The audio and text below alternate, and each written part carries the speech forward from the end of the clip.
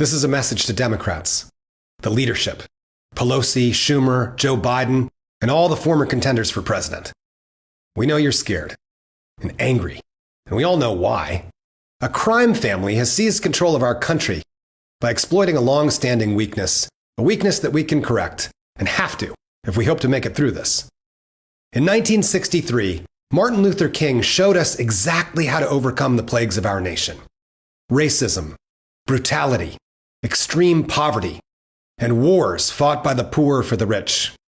Dr. King identified the great stumbling block in the stride toward freedom and those who build dams against social progress with whom he was so gravely disappointed. He called them by their name: white moderates. Now, this is a conversation we don't like to have in public, but as Williamson said on the debate stage, to defeat a big lie, we must be the big truth. To defeat those completely unable to admit fault, we must self-correct and take a fearless inventory. While law enforcement has always been used to terrorize the targets of white supremacists, it's white moderates who passed the largest crime bill in history, who increased drug penalties and cocaine to crack disparities, inflated the numbers of police and prison cells by 100,000, and invented 60 new reasons for the death penalty. It was under President Clinton that war machinery, weapons, and armor spilling over the edges of our overflowing military budgets were recklessly given to police officers who wage a war on drugs with the same tactics and savage cruelty as our recent occupations of foreign countries. White moderates and supremacists, together policing the terrorized for a terrified ruling class.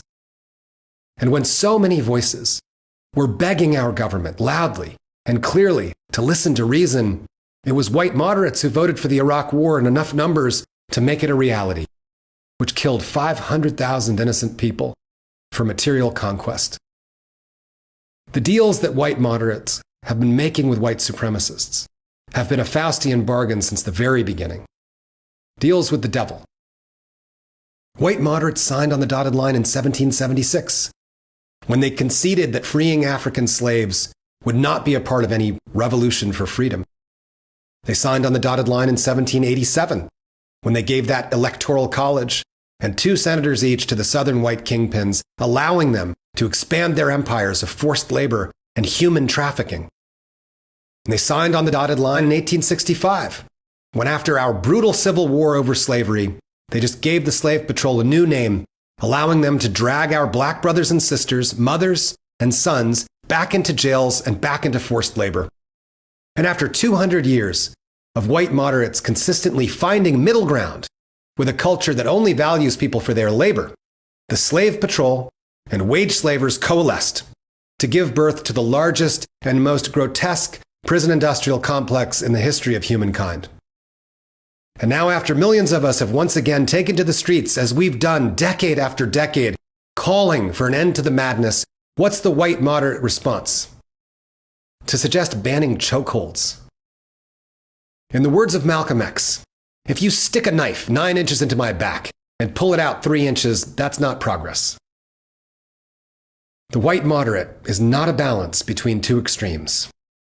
The only center that so-called moderate leadership has ever represented in America is the common interest of a few hundred billionaires that control the richest nation on earth.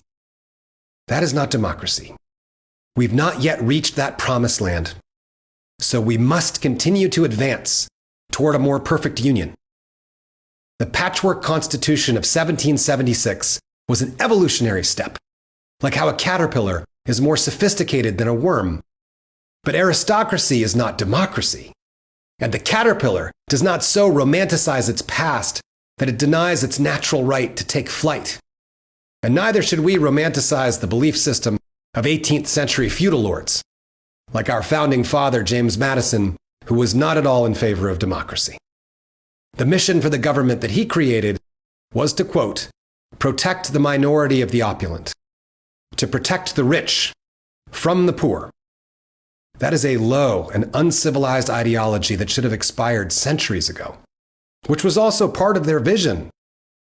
Thomas Jefferson said it like this: no society can make a perpetual constitution or even a perpetual law. The earth belongs always to the living generation, Every constitution, then, and every law naturally expires at the end of 19 years. That's Thomas Jefferson. According to the author of the Declaration of Independence, our Constitution expired in 1808. Even a guy who kept over 600 human beings in forced labor camps, even he believed in progress. The U.S. Constitution as it exists today is not a democratic enough document to allow us admission into the EU. That's how behind the times we are. There's a word Democrats need to embrace: democracy. It comes from Greek, demos kratia, and it means people rule. Before he was assassinated, America's most prominent and important freedom fighter in modern history, Martin Luther King, gave us our next step. He called for the entire weight of the nonviolent movement to bear down on Washington and demand the nation's wealth be invested in us, the nation's people. This isn't just about human rights. This is about fulfilling our human obligation to one another. And of course that means healthcare and education and housing. And Dr. King called for a guaranteed income, or as our founding father Thomas Paine called it, a citizen's dividend, which President Nixon also proposed in 1969 and our House of Representatives passed twice in 1971 before it died in the Senate, where the average net worth of each member is in the millions. None of what Dr. King ever prescribed was radical. Our reaction to it has been radical. And we see the proof right in front of our eyes. We have to accept reality. We live in an extremist society that's coddled and enabled violent white supremacists for centuries. And the modern heirs to that confederacy have made clear their objective is the end of democracy. They worship idols of wealth and power. They use fear and lies to control the people. And that's not just their weakness, it's a suicidal belief system. Now, you've positioned yourselves as our only defense. You control the House and nearly half the Senate. You have the truth and the vast majority of America behind you. And that should make you undefeatable. So we don't want to hear you pointing the finger, blaming Republicans anymore, threatening us with Trump as our punishment if we don't turn out for you this November. What is that? A protection racket. It's unworthy of you. There's nothing threatening about an illiterate country club golfer with dementia who's so unpopular he could never win a fair election. No. The reason you've been so weak for so long isn't Republicans. It's because you're compromised. You remember when you had an impeachment hearing and stood up to tyranny, but only when it slandered Joe Biden's family name? That's why we didn't flood the streets. It wasn't about us. It was about you. As long as your battle remains monarchy versus aristocracy, there's no hope for democracy. In 100 years, organized human life is going to be gone from the earth, suffocated by our own greed and arrogance. This is a message to the aristocracy, white moderates. This isn't revolution. It's evolution, and our survival depends on it. So be worthy of the name Democrat and its purpose, people rule.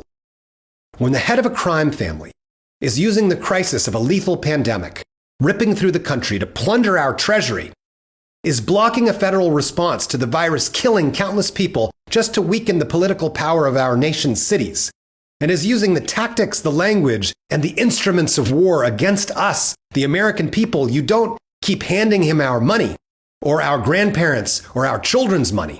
Follow his lead and freeze his funds. They aren't his anyway. They're ours. You have the power of the purse, well established in the Constitution. A third of you are lawyers. You can figure it out. The military occupation of Portland, groundwork for overturning elections. We can't wait for November. The time for action is now. We just watched you demonstrate your capacity for coordination and unity when you all dropped out to defeat Bernie Sanders and endorse Joe Biden. And then we watched Bernie turn around and do the same thing.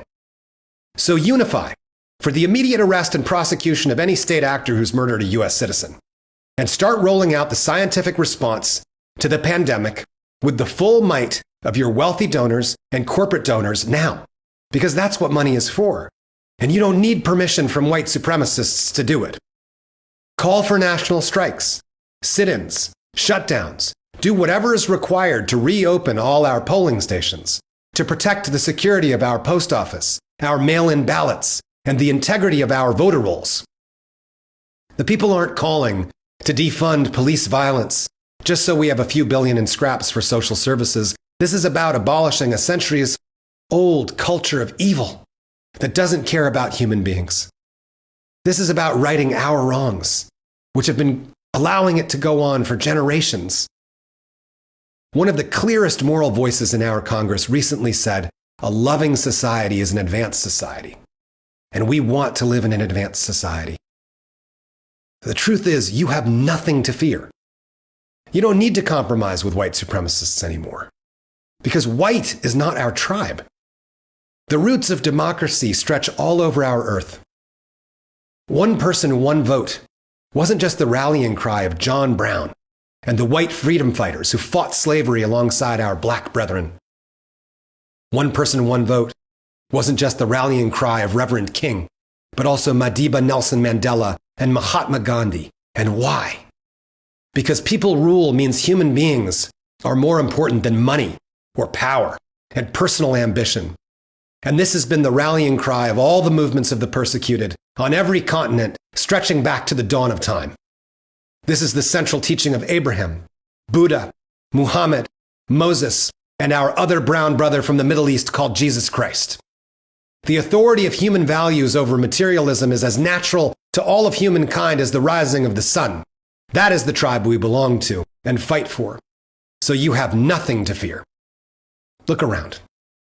In the face of this deadly plague, moms, dads, children, veterans, with little more than cloth masks have been standing toe-to-toe against combat troops in over 100 American cities, rallying for Black Lives Matter, which means that finally, at long last, the words "we the people" includes black people, and "we" means all the people rule. So no more buildings have to burn, not one more person needs to be gassed, lynched, kidnapped, or killed in the name of false idols, because these are our streets. These are our cities. This is our country, Democrats. You represent us. So all you need to do is one thing. Your job